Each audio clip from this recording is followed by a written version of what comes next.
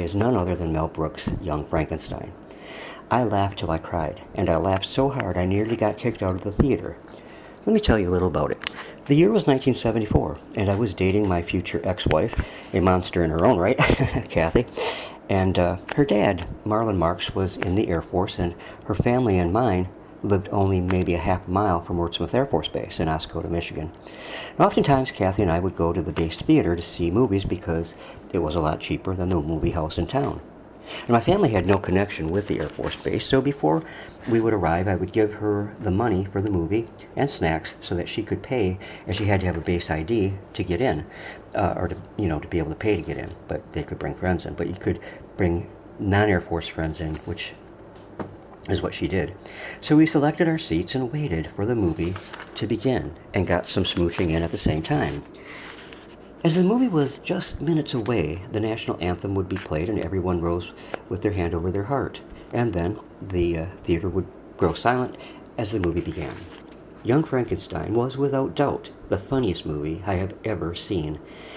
And one reason was the Frankenstein monster. He was, for all intent and purposes, the spitting image of my future ex-father-in-law, Marlon Marks.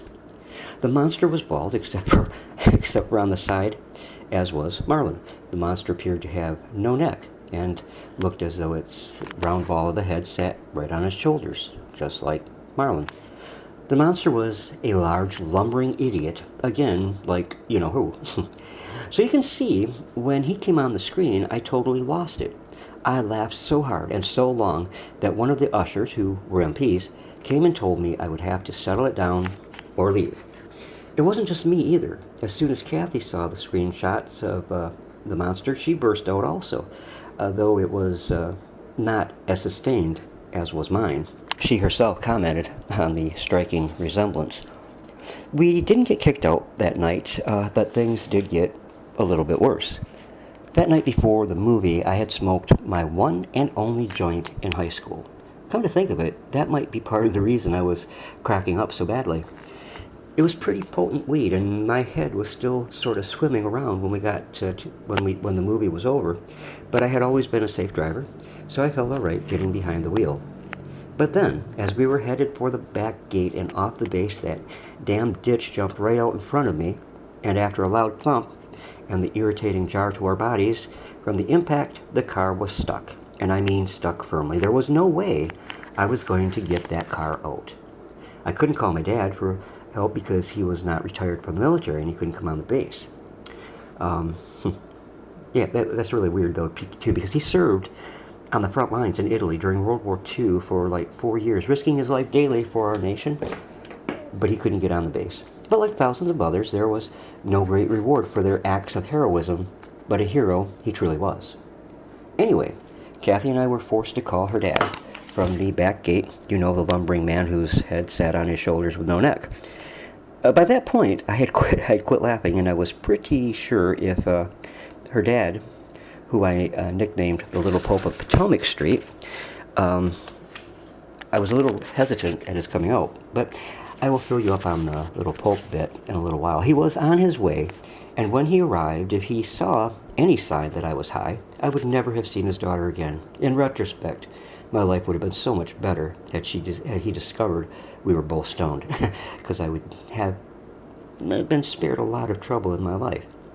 He arrived with the light of the full moon reflecting off that bubble-shaped bald head, and my stomach was numb. He never did discover that I and his daughter had been high that night.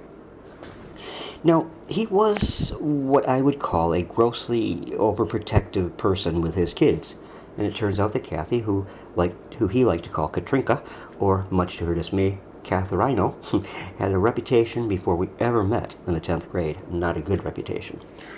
In fact, I had to enter into what was then and is now a very weird arrangement with him to be able to see his daughter. We were, in the beginning, only allowed to see each other once a week, and that would be chaperoned, usually by one of her obnoxious brothers. But it was not like we could go out and have some fun, because we were required to watch film strips of the Bible with an audio track explaining things in the most monotone way possible. They were his beliefs, not truly scriptural. To me, the Bible is not boring at all, and it is actually very exciting. But whoever produced those film strips were masters at being incredibly boring. Now, I called him the Little Pope of Potomac Street, and here's why.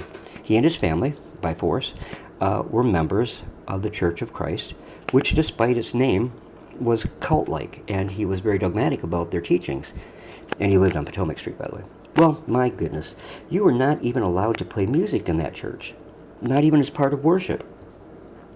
Oh, and by the way, like I said, he lived on Potomac Street. Well, by and by, he got really ticked off at the church hierarchy, and because they disagreed with him on one thing or another, and you didn't disagree with him unless there were repercussions. So you know what he did? He left the church, forcing his family to do so also, as well, and also took a few weak-minded friends with him that he was able to manipulate, which is part of the reason he never liked me. I couldn't be manipulated. He conducted the services, picked the topics and the services of the services, and he even gave the Lord's Supper. Oh, I attended a few times, but never quite was able to buy into his self-formed belief system. And the fact that he was never able to control me made him despise me that much more. And he tried his best to make my life hell, and sometimes he accomplished that, but never with truly lasting results. Marlon was dead set against his daughter and I marrying when that time finally arrived, and I attempted to hurt both Kathy, and myself, and perhaps he hurt her, but not me, if that made any sense. But he did inspire hate and contempt of the highest level in me towards himself. But in the end, he set aside his contempt for me and tried one last time to save me from his daughter, who he admitted was a tramp, who would never stay put with just one man, because he said every woman in that family through the years has been like that. When Kathy and I were in the process of getting a divorce, things got very, very weird.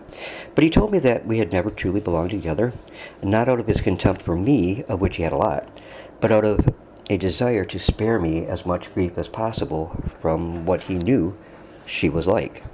The divorce after 14 years of marriage was not because of what I did, but was on account of her total inability to be faithful. So in the end, I do owe him kind of a thanks for that. But there's a bit more to that shows the amazing justice of the simple thing called karma, which in the Bible is the law of sowing and reaping. When you hand out what you hand out, you will indeed be visited back by. According to my children, she had nothing but a chain of losers after she left me, and one of those drunken, violent losers showed her the power of karmatic justice. In a drunken stupor, laced with jealousy, one of her losers made her strip and then beat her over and over until she almost died. Beat her so badly that you could not even recognize her.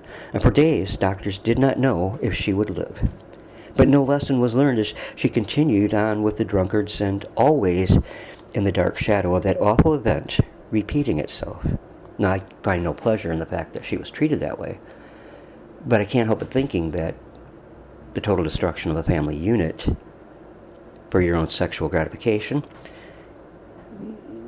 has some repercussions. Well, anyways, I started this out about Young Frankenstein, and I don't know how I got into all this other stuff, but thanks for watching.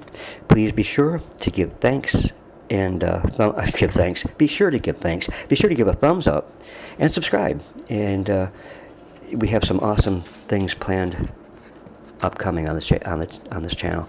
Thanks again. God bless, and good night.